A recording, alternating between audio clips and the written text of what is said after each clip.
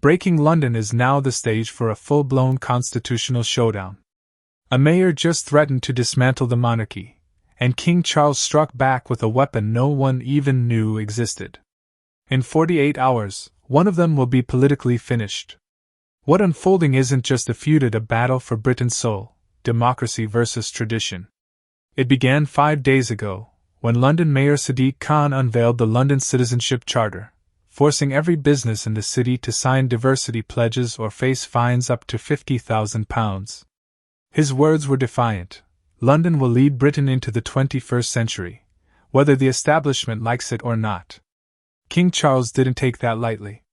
For the first time in 3 centuries, he invoked a long-buried constitutional power known as crown intervention, a royal mechanism that allows the monarch to question an elected official's authority.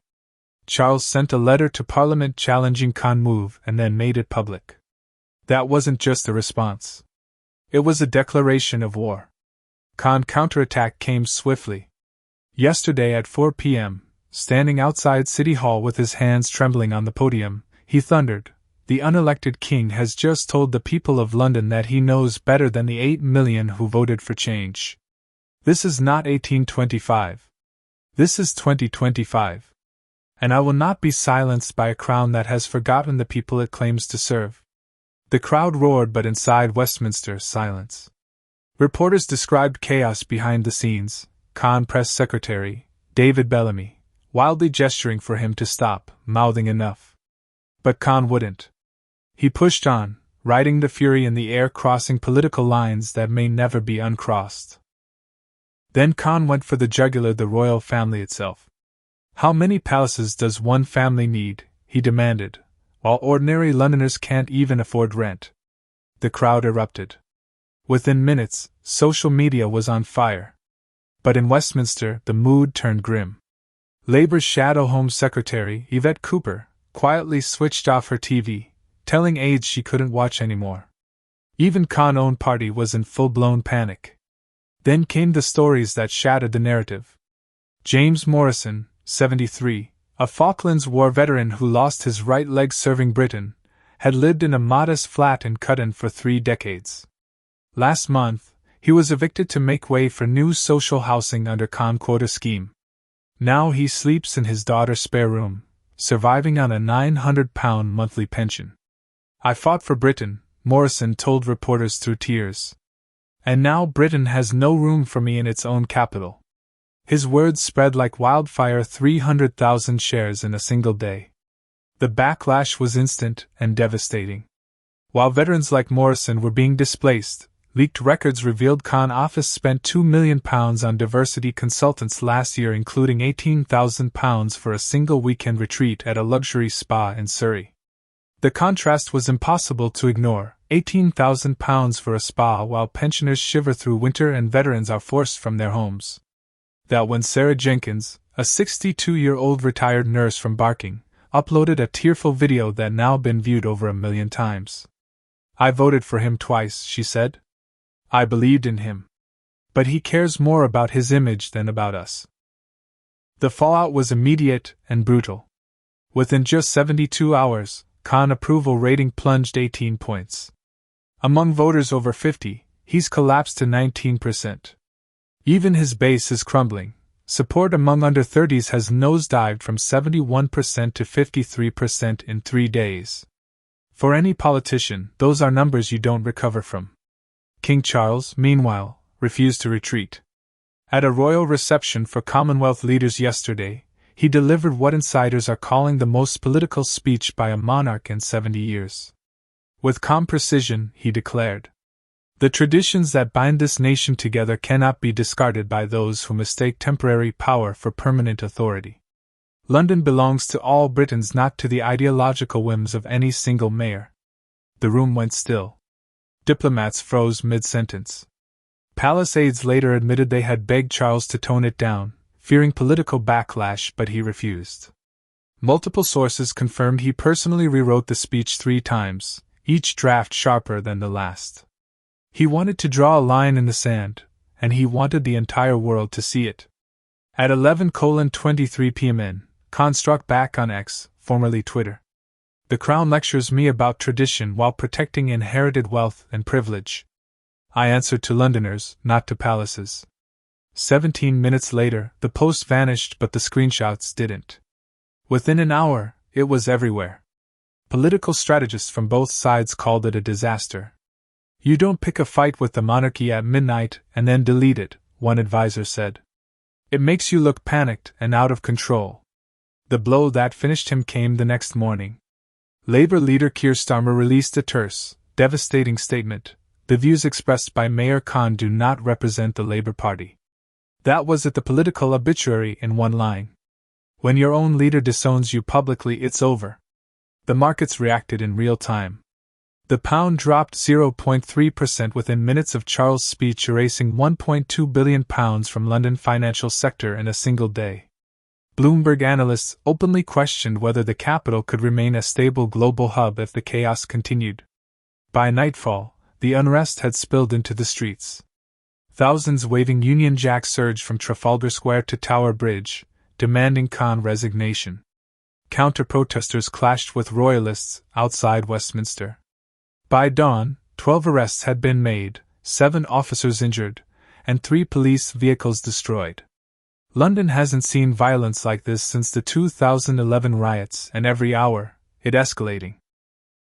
Inside City Hall, the walls are closing in. Khan inner circle is fracturing under the pressure. During an emergency meeting on Tuesday, Deputy Mayor Sophie Linden reportedly threatened to resign, telling colleagues that Sadiq has crossed a line that can't be uncrossed. Another senior aide was overheard saying his political judgment had completely collapsed. Sources inside the building describe a mayor who is exhausted, isolated, and glued to Twitter, obsessing over every insult and headline. One longtime advisor said quietly, he knows this is the fight of his life and he not sure he can win. But then everything shifted. Late last night, The Telegraph published leaked documents from Khan office internal emails dated September revealing strategy meetings that openly discussed manufacturing a confrontation with the monarchy to rally progressive voters. One email from Khan's chief strategist read, "We need a villain. The crown is perfect, unelected, wealthy, traditional, everything our base opposes. If genuine, these leaks change everything." This wasn't a spontaneous clash over royal overreach, it was a calculated plan. Khan may have deliberately provoked King Charles, betting that Britons would side with the elected mayor standing up to an unelected monarch. But he misread the country.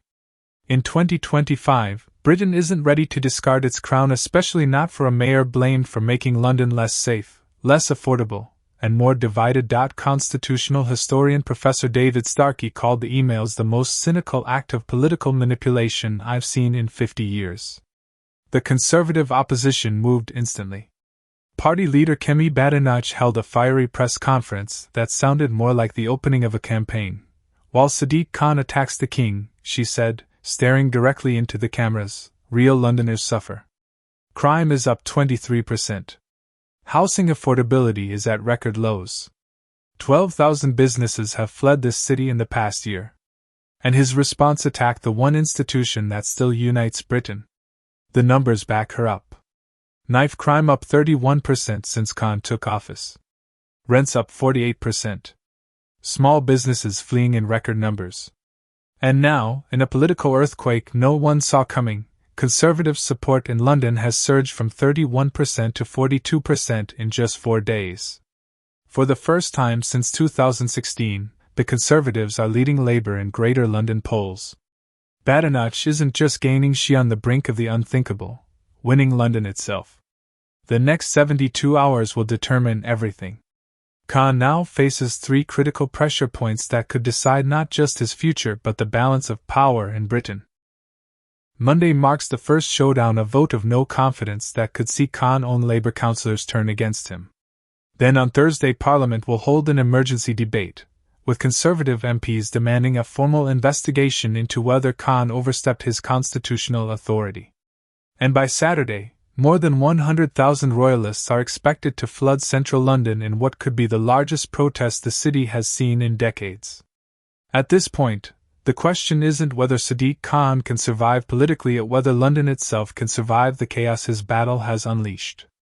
Britain is watching its capital unravel in real time, torn between two visions of the nation's future, one that believes elected leaders should be free to challenge outdated institutions, and another that insists some traditions are too important to sacrifice for political ambition. Not since the abdication crisis of 1936 has royal authority been challenged so directly by an elected official. And at the center of it all stands Khan, isolated, defiant, and visibly unraveling. So here's the question now gripping Britain: did Sadiq Khan just commit political suicide by declaring war on King Charles, or did the king cross a constitutional line by stepping into city politics? Who wins this fight, the elected mayor or the unelected monarch? Tell us what you think. Do you stand with Khan or with Charles? Should the mayor resign immediately, or does he have the right to challenge royal interference? Because this isn't just London crisis anymore, at Britain turning point. The future of democracy and tradition is being decided right now. If this story shocked you, share it.